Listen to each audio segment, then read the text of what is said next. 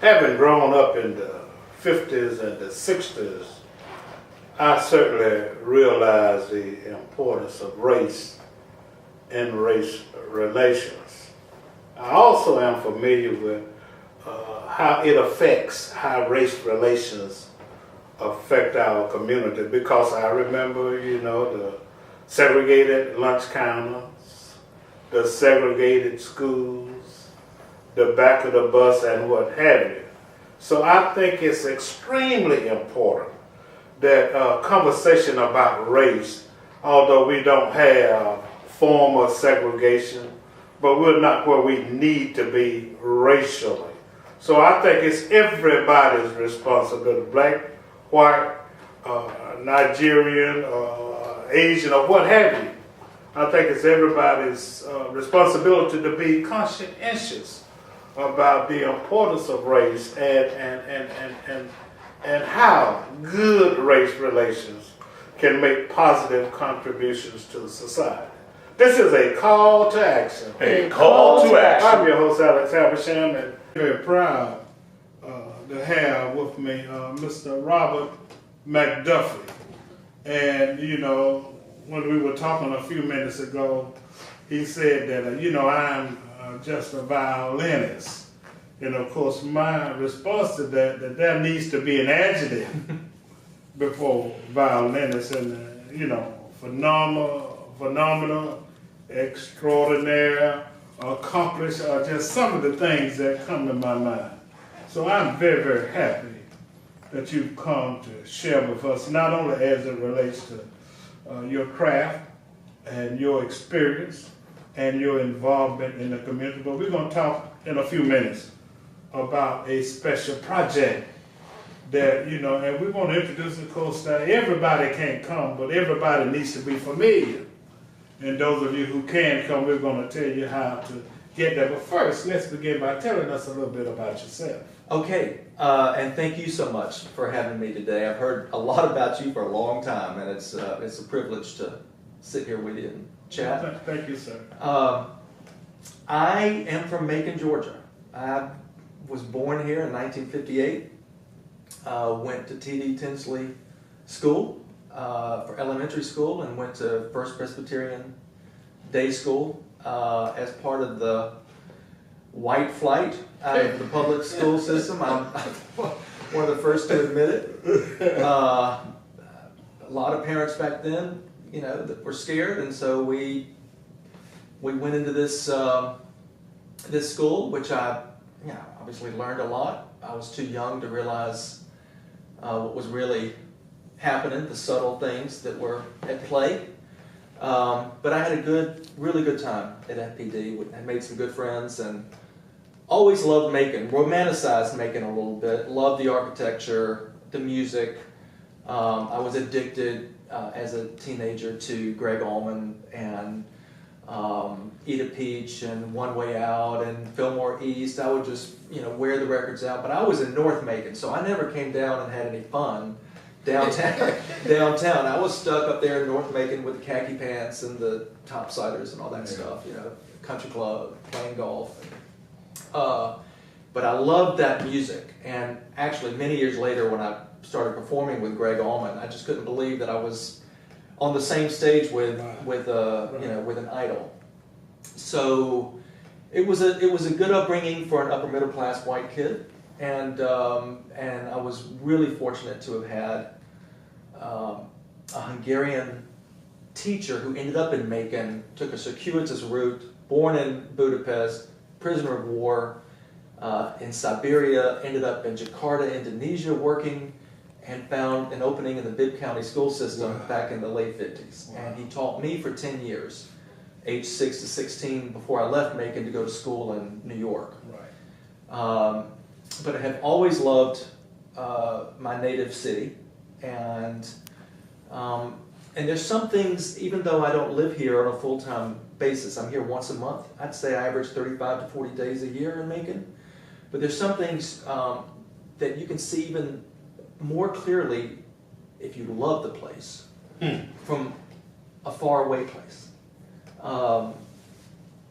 For example, I wanted to start something great down here in music. Macon's been really good to me, and when Mercer University approached us about starting an initiative that would put Mercer on the international map, Yes, sir. I went all in, and just after 9 years, with so many people helping us, we've created a conservatory here that rivals the brand name conservatories in the country. Our kids go to the Juilliard School now for graduate studies. We have Juilliard transfer students, Wow. who come here to Macon. So that's kind of where I am. My mom and dad still live in Macon. I have a sister who lives here. I have a brother in Atlanta and a sister in Montgomery. So there's a lot of southern, there's a big southern dynamic still in the family, even though I've lived in New York officially for about 40 years.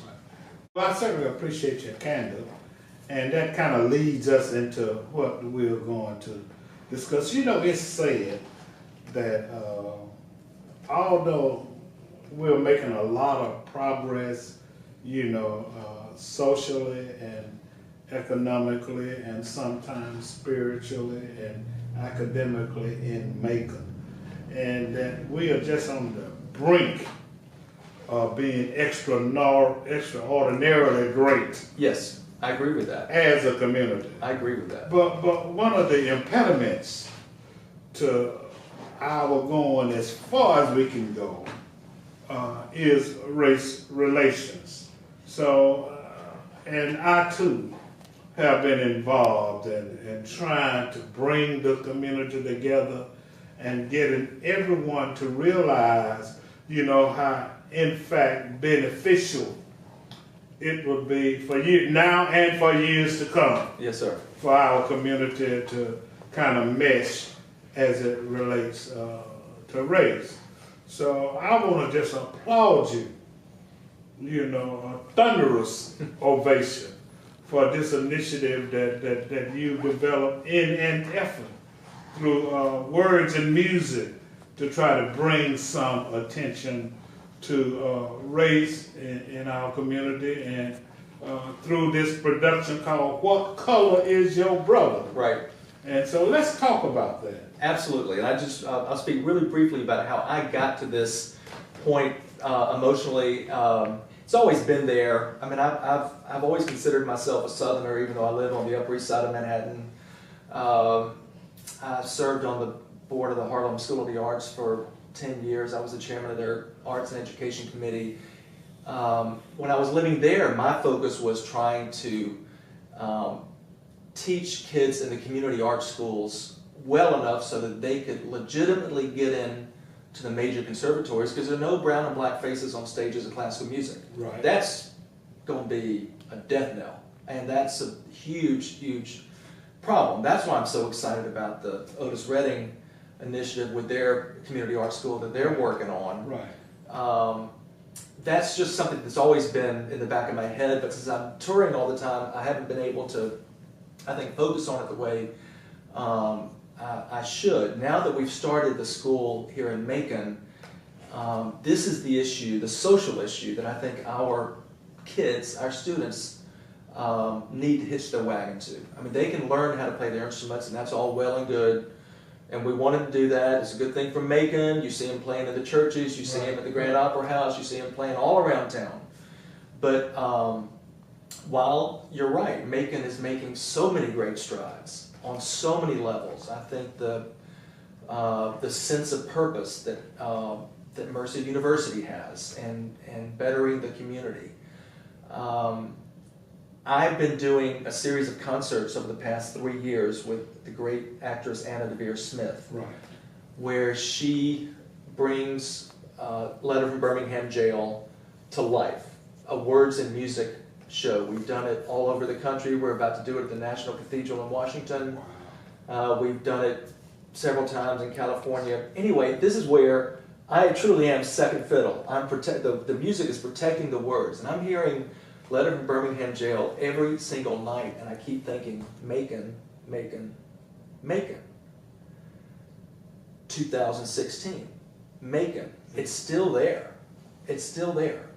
while racial issues are not unique to Macon, I think that Macon, as you do, is uniquely positioned to confront, to have conversations, and maybe to make a dent that would bring national attention to what we're doing here. A lot of us in the trenches, you especially, you know you're making progress. So I'm an artist. I believe that artists have a profound responsibility to address issues, social issues that politicians and civic and religious leaders may not be able to do.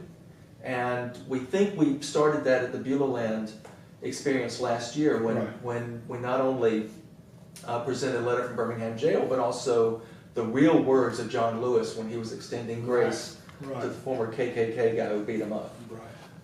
That's the ultimate expression of grace. So we think that that was just the beginning of a conversation. As I said, I'm here about 40 days a year. I make about 8 trips, 5 days each. And I see the bricks and mortar progress here. I see the stadium. I see the roundabout. I see the lofts. I see Mayor Rickard's grand plan with his extensions. I see the bridges going. But I also see a bifurcated city. And that's sad to me. As much as I love Macon, I still consider myself, a Georgian. I just think that it's gotten to be, yes, I mean, so much progress has been made with a lot of political power, less economic power. It's still a major issue, and it's gotten to a point where it's almost unspoken. It's just there. You've got the segregation academies over there. I went to one of them, and people don't play together in town here. They don't worship together. I mean, as Martin Luther King said, 11 o'clock on Sunday morning is the most segregated hour in America. Yes. And I don't understand. I mean, artists are idealistic. They have an overdeveloped sense of right and wrong. They want to do the right thing. They should not accept things that are basically wrong. Yes. And sometimes pernicious. And so, I'm thinking about we can't change the world at the Mcduffie Center for Strings, but we at least with the bully pulpit that we have here in Macon, and the outreach that we have, and the success of Beulah Land, I don't want that to be a one and done event. I want to continue the conversation, but in a way that can be entertaining as well. So that's why we came up with this idea of having another evening of words and music. This time on my turf, the Grand Opera House, where I play a lot of my concerts down here in Macon, and our kids do, and invite Maconites, hopefully having the same demographics as we did at Beulah Land.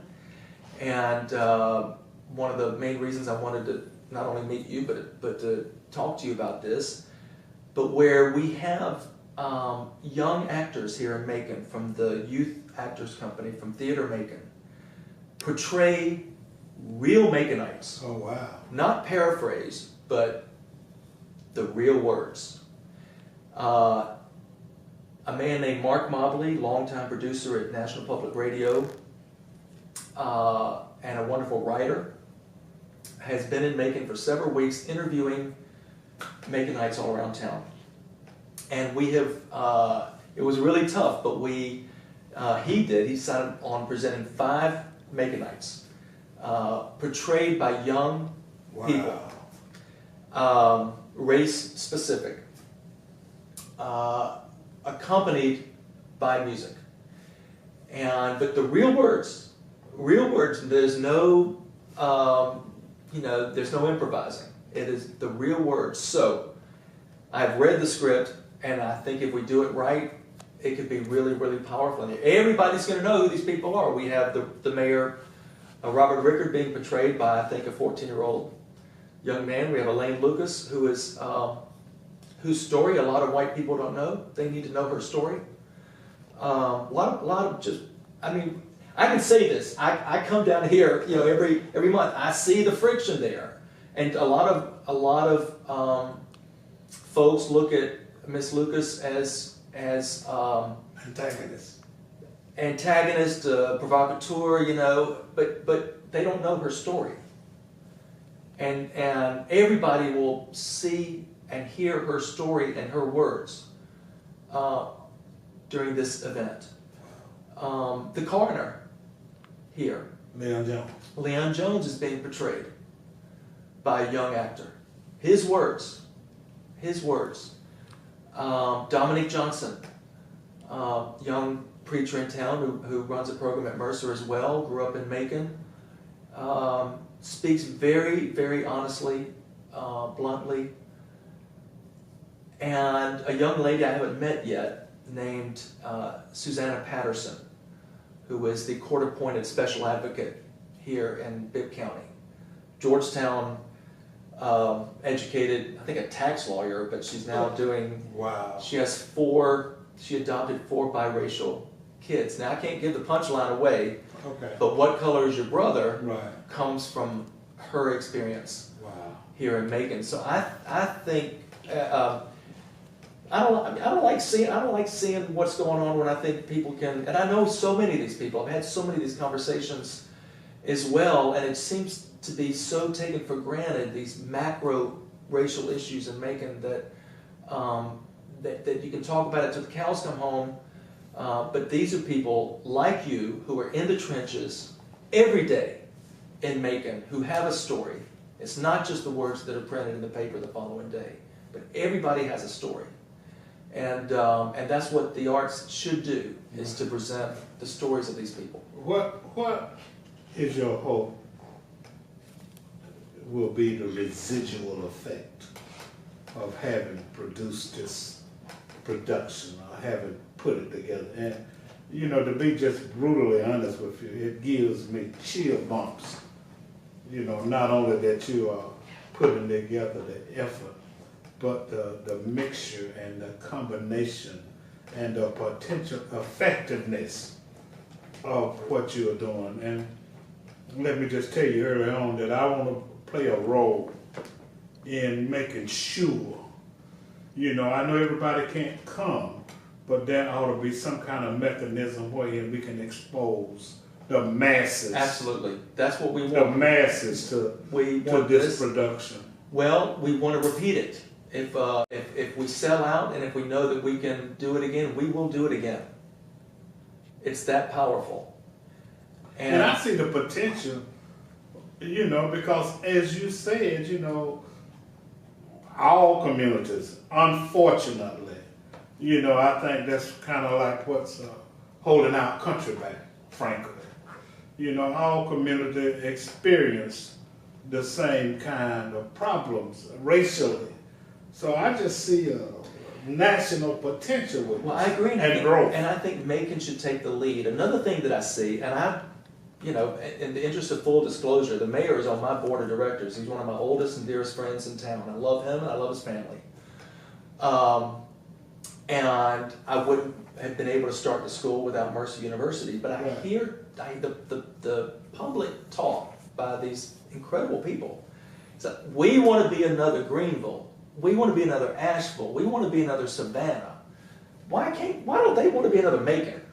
Why can't we do something that would make them want to be another Macon? Right. And of course, Mercer, you know, they are doing such fabulous things, including supporting me, which I'm so grateful for.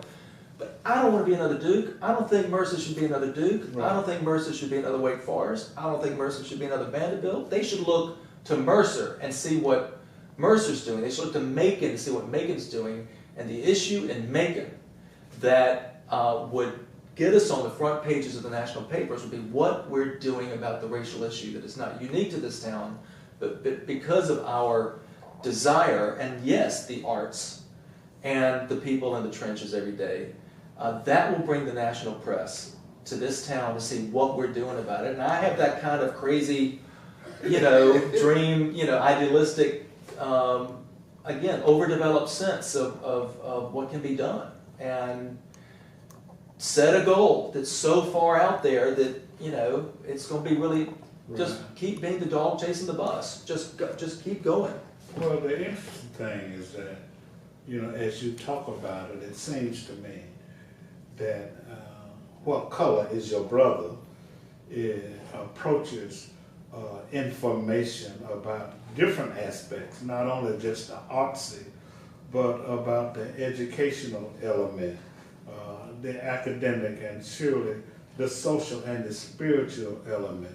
So, I mean, with the meshing of all of these disciplines in one production, I mean, I think that if we were to open our minds and just kind of make ourselves, you know, it's holding us back. It's holding us back. And I think that just everybody needs to hold your hand and support your mission in bringing the community together racially. And I think, although you've done it, you know, I think that a call to action, incidentally, this is a call to action. A call to I'm action. your host, Alex Habersham, interviewing my new BFF, I'm honored. I'm honored. Mr. Robert Mcduffie, who's an internationally known violinist, internationally. And, you know, I'm talking about a production that's close to his heart, and it's going to be a production on February 27th. February 27th. One thing I have left out, which I think you'll find interesting, these people will be portrayed by young actors, but at the end of the show, which is just an hour long, everyone who's been portrayed will come up on stage. Wow. The mayor, Miss Lucas, the coroner, Dominique, and Susanna, and we'll have a discussion about what everybody just heard, and we'll have questions from the audience as well. So they're going to be, you know, portrayed, and then you'll see the real faces up on stage afterwards. Let me mention another thing that I'd like to see come out of this. I think that hopefully, you know, there have been a lot of efforts. You know, I was a part of the Center for Racial Understanding, you know, which was an initiative in Macon, but I am very, very hopeful that this will motivate other entities. So You know, the churches, the non-profits, the educational system, you know, hopefully this will serve as a spearhead, if you please, of an effort to just, let's get to talking, because if we get to talking, we can make progress. And there are other areas, you know, like when it comes, you know, the little kid that watches the North Carolina Panthers doesn't care what color Cam Newton is when he comes and brings in that football. I know. You know, and so there are things that can bypass and surpass, you know, different kinds of prejudices. And I don't think it takes sports. There can be other activities like word and music. I read something, you said music, words will inspire and music heals. Right, words matter. Words matter. Words matter, Right. And music heals. Right, And right. actions count. And actions count. Right. So I think, you know, that the words will matter, because it's going to be very interesting to hear these stories. And of course, just the music. I mean, I shudder to think, and I'm gonna go kind of deep. I'm gonna go down south on y'all. The boy can play now. He can show enough play, and just to hear you play the violin. So you know the words, they matter. The music, it heals. Right. And then as a result, we wanted to generate actions. Yes, sir. You know, on the part of the community. We will be so happy, and we owe it to our children and our grandchildren. You know, to make this a phenomenal community. So because everybody benefits. Talk a little bit more about the date and the place. Sure. It's Saturday night, February 27. The tickets are free, but you need to have a ticket in order to attend. We're just starting the distribution process now. I know you have a few, and hopefully you'll be able to secure some enthusiastic theater goers for this event. The Grand Opera House is where the tickets can be picked up personally. First come, first serve? First come, first serve. We are going to some churches. I'll be speaking at the Council of Clergy next week, and we'll be distributing. As we did in Butylland, I don't think I wouldn't say we lucked out. I think we did it. This was a designed way. We had pretty much 50-50 white and black. Yeah, I was there. And we want to have the same mix on Saturday night. And my hope is that it is so successful that we need to do it more than once, hopefully several times, and bring it to the schools and have it televised on Georgia Public TV and maybe distribute it nationally. Right. This is what a town in the Deep South is trying to do. It's not just another, you can talk about it, but it's but for something to bring the community together. It's a community, as you said, that has made so many strides and so many great things are happening, but there's just this underlying thing that has been happening for so long that people don't even talk about it. A lot of white people don't even talk about it anymore, and I see that, and and I get a lot of pushback on this, but I love this town, and there are a lot of people who love this town, and from all, even the ones who are disenfranchised still love Macon, the ones I've met. We owe it to them too, and it's just a start. It's just a start, but we have, I think we have this, and I don't like the word bully, but we do have kind of a bully pulpit with the reputation of the center, and I think we'll generate a good mixed crowd. Well, let me just say this from the bottom of my heart. I really appreciate what you're doing, and I have done some things, but I hope that, like you have been to me, an inspiration to work harder. I hope that somebody else out there is inspired to understand the need for racial understanding and reconciliation, understand the need for us to work together, and also understand the role, how we would, so much benefit from our getting along and working together and making a real effort to understand each other. I applaud you. I appreciate you for what you're doing, and I'm very, very excited about it, and I know you will be too. This is a call to action. A call to action. I'm your host, Alex Habersham, having interviewed master violinist, Mr. Robert Mcduffie, who's going to bring a production to town. What color is your brother? If you need more information, is there a phone number that they should call? Or? The Grand Opera House box office. Okay. And then if you really need more information, you can call the Black Pages office at 478-464-0074. This is a call to action. A call to action. I'm your host, Alex Habersham. Thanks for all you do. Thank you, sir. And have a great day.